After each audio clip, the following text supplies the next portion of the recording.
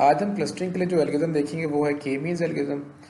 हमें आमतौर पर यही एल्गोरिथम नज़र आ रहा होता है मुख्तलिफ क्लस्टरिंग एप्लीकेशंस के अंदर। तो इसको ज़रा समझते हैं कि ये है क्या। यहाँ पर ये एल्गोरिथम लिखा गया है। इसमें सबसे पहले हमें नज़र आ रहा है कि एल्गोरिथम की इनपुट क्या होगी। इनपुट होगी के, यानी the number of clusters that are required and the training set which is from which is n dimensional, यानी हर एक ट्रेनिंग एग्जांपल के हो सकता है n फीचर्स हो, n एट्रीब्यूट्स हों, and the number of examples will be m। तो ये हमारी m वाली तो पुरानी कन्वेंशन ही चल रही है। तो k क्लस्टर्स होंगे जो हमें ये के नंबर मिलेगा हमें एक्चुअली, और ट्रेनिंग सेट मिलेगा। अब एल्गोरिथम क्या करेगा, एल्गोरिथम विल रैंडमली इनिशियलाइज के क्लस्टर्स, क्योंकि के कहा गया कि इतने क्लस्टर्स बनाएंगे, तो के क्लस्टर्स सेंट्रॉइड्स इनिशियलाइज करेगा रैंडमली, और उन सेंट्रॉइड्स को भी हम नाम दे देते हैं μ1 μ2 का। उसके बाद क्या होगा, उसके बाद एक हमारी आइट्रेशन चलेगी, लूप चलेगी। लूप के अंदर फर्दर 2 स्टेप्स किए जा रहे होंगे। पहले स्टेप में एक पर्टिकुलर एग्जांपल को लिया गया और उसको देखा गया कि वो किस क्लस्टर सेंट्रॉइड से करीब तरीन एग्जांपल है, और वो उसको क्लस्टर असाइन कर दिया गया। उस पर्टिकुलर एग्जांपल को, ith एग्जांपल को वो क्लस्टर असाइन कर दिया गया जिसके वो करीब तरीन थी। वो क्लस्टर सेंट्रॉइड जो था ना, उसको नंबर दिया गया। और दूसरे स्टेप में जो दूसरी फॉर लूप लगी, for k equal to 1 to capital K, इसके अंदर क्या किया जा रहा है, इसके अंदर क्लस्टर सेंट्रॉइड को हम एक नई वैल्यू असाइन कर रहे हैं। वो वैल्यू क्या है, वो इस क्लस्टर के को असाइन किया कि जितने भी पॉइंट्स हैं उन सब की एवरेज है, ये वाली वैल्यू असाइन की जा रही है। तो अभी तक हमें समझ आया कि इस एल्गोरिथम में 2 मेजर स्टेप्स परफॉर्म किए जा रहे हैं। पहला स्टेप क्लस्टर असाइनमेंट का स्टेप है, इसमें हम एग्जांपल्स को क्लस्टर असाइन कर रहे हैं। और दूसरा स्टेप सेंट्रॉइड मूवमेंट का स्टेप है, जिसमें हम सेंट्रॉइड को किसी एवरेज वैल्यू पर, मीन वैल्यू पर मूव कर रहे हैं। इस तरह से शायद इतना बेहतर समझ ना आया हो, इसको ज़रा सा तस्वीरी शक्ल में देख लेते हैं कि ये एल्गोरिथम क्या कर रहा है। मसलन ये हमारे पास डेटा है और हम यहाँ पर कुछ क्लस्टर, इसको क्लस्टर करना चाह रहे हैं। कोई हो सकता है इसको 5 क्लस्टर्स में डिवाइड करना चाह रहा हो, कोई 3 में, कोई 2 में। अभी हम आसानी के लिए और ताकि हमारी अंडरस्टैंडिंग अच्छी रहे, उसके लिए हम ऐसा करते हैं, इसको 2 क्लस्टर्स में डिवाइड करने की कोशिश करते हैं। तो अभी हमने जो एल्गोरिथम देखा उसमें पहला स्टेप, पहले जो चीज़ नजर आई थी वो ये थी कि इनपुट में हमें क्लस्टर्स देने हैं और डेटा देना है, यानी एग्जांपल्स। ये डेटा तो आ गया, फॉर एग्जांपल ग्रीन पॉइंट्स जो नज़र आ रहे हैं हमें। अब हम नंबर ऑफ क्लस्टर बता देते हैं, फॉर एग्जांपल 2। अब 2 क्लस्टर्स देने के बाद जो सबसे पहला पॉइंट हमें करना, सबसे पहला स्टेप जो हमें करना था वो था के क्लस्टर सेंट्रॉइड्स, जिसको हमने म्यू कहा था, वो हमें इनिशलाइज करने। ये हम कह रहे हैं 2, तो 2 इनिशलाइज कर देते हैं। एक ये रेड कलर में आ गया, एक ब्लू कलर में आ गया। ये दोनों क्लस्टर सेंट्रॉइड्स हैं और इनको हम नाम दे देते हैं μ1 μ2 का। अब इस एल्गोरिथम में नेक्स्ट स्टेप क्या था, इनिशियलाइजेशन के बाद हम लूप के अंदर आ गए थे और लूप के अंदर हम कहना चाह रहे थे कि सबसे पहले हम करेंगे क्लस्टर असाइनमेंट और उसके बाद करेंगे centroid movement. This slide shows us the effect of cluster assignment. हमने देखा कि पहले हमारे पास सिर्फ ग्रीन डॉट्स थे। अब इन सेंट्रॉइड्स को देखते हुए, इन सेंट्रॉइड्स के करीब 3 डॉट्स को, जो उनके ज़्यादा करीब डॉट्स थे, उनको सेंट्रॉइड वाला कलर असाइन कर दिया गया। तो अब हमारे पास कुछ पॉइंट्स हैं जो रेड कलर के हैं और कुछ पॉइंट्स हैं जो कि ब्लू कलर के हैं।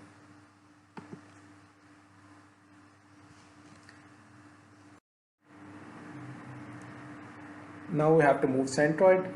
स्टेप 2 था जो हमारा इसी आइट्रेशन के अंदर हमने सेंट्रॉइड मूव किया, तो हमारे सेंट्रॉइड जो हैं वो अब यहाँ से जो प्रीवियस पॉइंट था, प्रीवियस वैल्यू से इस नई पॉइंट पर आ जाएंगे। ये जो ब्लू वाला सेंट्रॉइड है वो नीचे से थोड़ा सा टॉप लेफ्ट की तरफ मूव करेगा। अब मेरे नए सेंट्रॉइड्स ये हो चुके हैं। तो सेंट्रॉइड मूव करने के स्टेप के बाद मेरी स्टेट ये होगी। अब इसके बाद एक बार फिर क्लस्टर असाइनमेंट है। क्लस्टर असाइनमेंट हुई था तो हम देख रहे हैं कि यहाँ पर ये 3 पॉइंट्स जो हैं, ये कुछ पॉइंट्स यहाँ से ब्लू से इनका कलर चेंज हुआ है और कुछ यहाँ पर भी इसी तरह के स्टेप्स परफॉर्म हुए हैं कि कलर्स चेंज हुए हैं। ये क्लस्टर्स, इसका मतलब है वो पॉइंट्स पहले दूसरे क्लस्टर में थे, अब ये किसी और क्लस्टर में आ गए। क्यों आए? क्योंकि अब ये नए सेंट्रॉइड से करीब हो गए थे। अब आइटरेशन 2 में मेरा अगला स्टेप क्या होगा, सेंट्रोइड मूवमेंट। सेंट्रोइड मूवमेंट की तो अब मेरे नए सेंट्रोइड्स यहाँ पर बन गए। ये सेंट्रोइड किस तरह मूव हो रहे थे, ये मूव हो रहे थे इस पर्टिकुलर क्लस्टर में आने वाली वैल्यूज़ की मीन वैल्यू पर जाकर सेंट्रोइड सेट हो जाएगा। अब ये मेरे नए सेंट्रोइड्स हैं। अब तीसरी इटरेशन में फिर क्या होगा, इन सेंट्रोइड्स के आसपास कुछ चीज़ें इन सेंट्रोइड से डिस्टेंस निकाला जाएगा तमाम पॉइंट्स का, और जो पॉइंट्स इन सेंट्रोइड्स के करीब होंगे उनको इस सेंट्रोइड वाला क्लस्टर असाइन कर दिया जाएगा। तो अब देखते हैं कि हमारे इटरेशन 3 में क्या होता है। इटरेशन 3 में क्लस्टर असाइनमेंट का स्टेप हुआ तो हमें नज़र ये आ रहा है कि कुछ पॉइंट्स जिनका लेवल पहले रेड था वो अब ब्लू हो चुके हैं लेफ्ट साइड पर, और कुछ ऐसे पॉइंट्स जिनका लेवल ब्लू था वो अब रेड हो चुके हैं। अब ये इटरेशन 3 का एक स्टेप मुकम्मल हुआ क्लस्टर असाइनमेंट का। Now we have to move the centroids.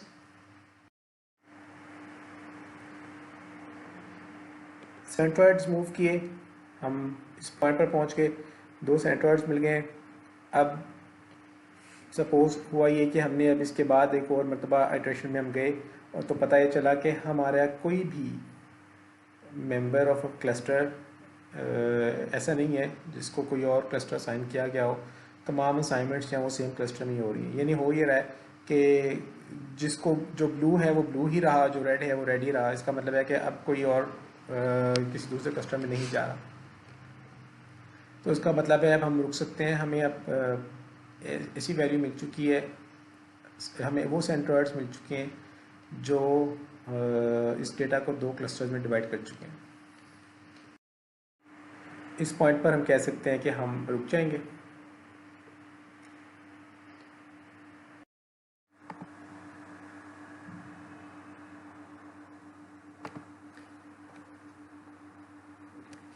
इस एग्जांपल से इस एल्गोरिथम को समझने के बाद एक मरतबा फिर उसी स्लाइड पर आते हैं जहाँ पर हमने ये एल्गोरिथम लिखा हुआ था।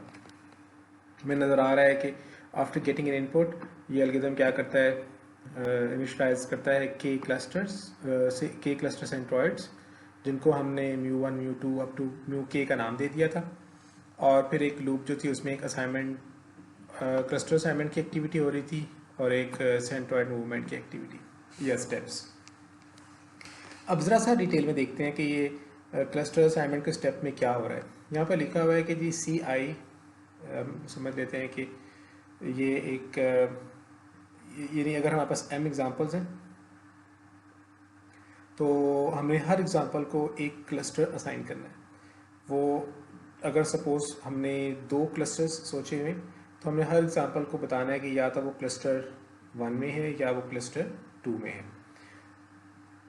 तो वो हम किस तरह बता रहे होंगे, हम CI के अंदर यानी जो ith एग्जांपल से कॉरस्पॉन्डिंग वेरिएबल C होगा यानी CI होगा, उसको हम वो इंडेक्स देंगे जहाँ जो एक ऐसे सेंट्रोइड का इंडेक्स है जिसका इस एग्जांपल से डिस्टेंस मिनिमम है। इसको अगर हम लिखना चाहें तो इस तरह से लिख सकते हैं, xi को ui से उसका डिस्टेंस निकाला जाएगा। ये हम यूक्लिडियन डिस्टेंस लिया हुआ है, ये निकाला जाएगा और इस डिस्टेंस को जैसे कहते हैं स्क्वायर डिस्टेंस जो हमने लिया हुआ है ये वाला, ये हम इस डिस्टेंस को देखेंगे जिस के पर ये डिस्टेंस मिनिमम होगा वो के हम CI को असाइन कर देंगे, यानी वो वैल्यू ऑफ के हम CI को असाइन कर देंगे।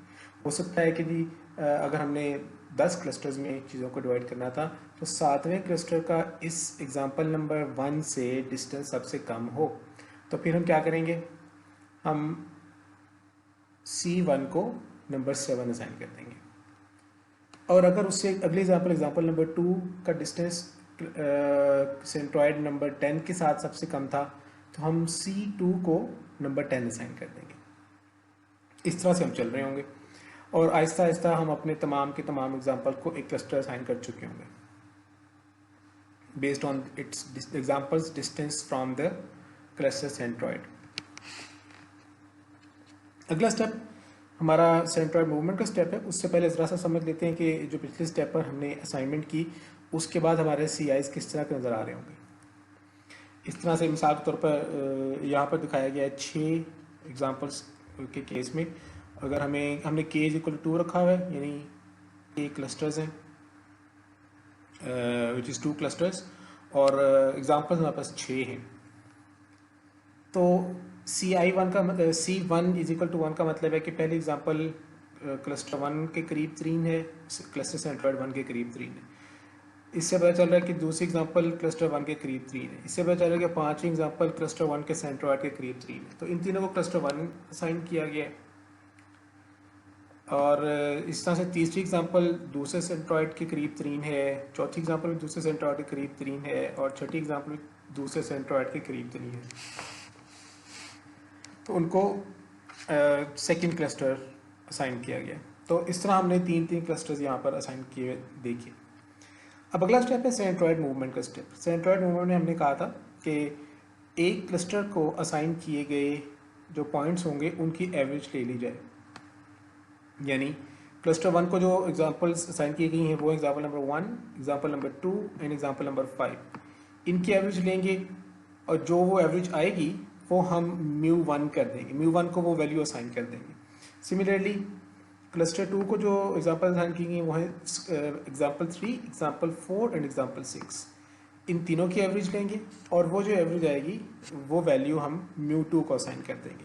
इन अदर वर्ड्स हम ये कह रहे हैं कि हमने तीनों एग्जांपल्स की एवरेज ली और μ1 को एक वैल्यू असाइन कर दी जो इनकी एवरेज वैल्यू है, और μ2 को वैल्यू असाइन कर दी जो हमारी एवरेज वैल्यू है। तो हमने देखा था अपनी इसी एग्जांपल के अंदर जो हम अभी पिछले कुछ स्लाइड्स में देख रहे थे, क्लस्टर असाइनमेंट के बाद हमारा सेंट्रॉइड मूव होता था।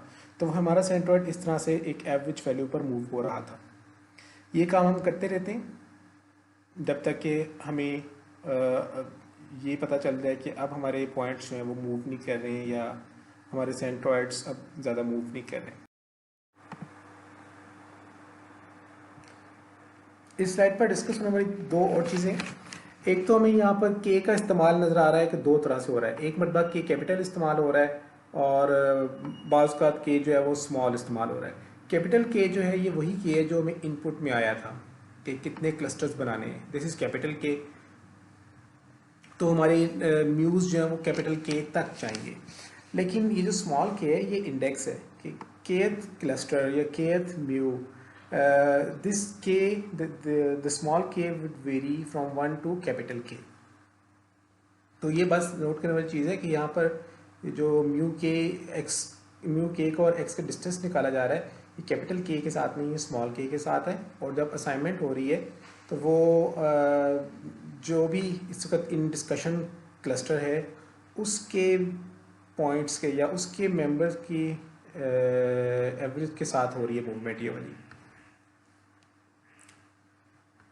दूसरी जो चीज़ है डिस्कस होने वाली वो ये है कि कभी जब हम क्लस्टर असाइनमेंट कर रहे हैं और उस असाइनमेंट में पता ही चलता है कि इस क्लस्टर में, इस एक पर्टिकुलर क्लस्टर में कोई भी एलिमेंट नहीं आया या कोई भी पॉइंट नहीं आया, तो अब क्या किया जाए। यहाँ पर दो रास्ते हैं हमारे पास। एक रास्ता तो ये है कि हम इस क्लस्टर को ड्रॉप कर दें, हम इसके बाद किसी भी असाइनमेंट के अंदर ये वाला इंडेक्स इस्तेमाल नहीं करेंगे, क्योंकि हमने तमाम एग्जाम्पल से इसका डिस्टेंस निकाल के देख लिए। वो डिस्टेंस तो मतलब इसके साथ कोई मैच ही नहीं हो रहा था। बाकी तमाम हमारी एग्जांपल्स किसी और क्लस्टर के साथ जाकर जुड़ जाती हैं। दूसरा तरीका क्या है? दूसरा तरीका ये है कि बजाय इसके कि हम ये एक क्लस्टर ड्रॉप कर दें, एक सेंट्रॉइड ड्रॉप कर दें और उसके बाद क्या करें k-1 क्लस्टर्स निकालें। दूसरा तरीका ये है कि इस सेंट्रॉइड को री इनिशलाइज कर दें, रैंडमली री इनिशलाइज कर दें और उसके बाद फिर दोबारा से चलाएं एल्गोरिथम को और देखें कि अब क्या अभी ये इस क्लस्टर के अंदर कुछ आ रहा है कि नहीं आ रहा है। यानी न्यूली इनिशलाइज्ड सेंट्रॉइड के बाद क्या अब भी ऐसा कोई क्लस्टर मौजूद है जिसके अंदर कोई एलिमेंट नहीं आ रहा।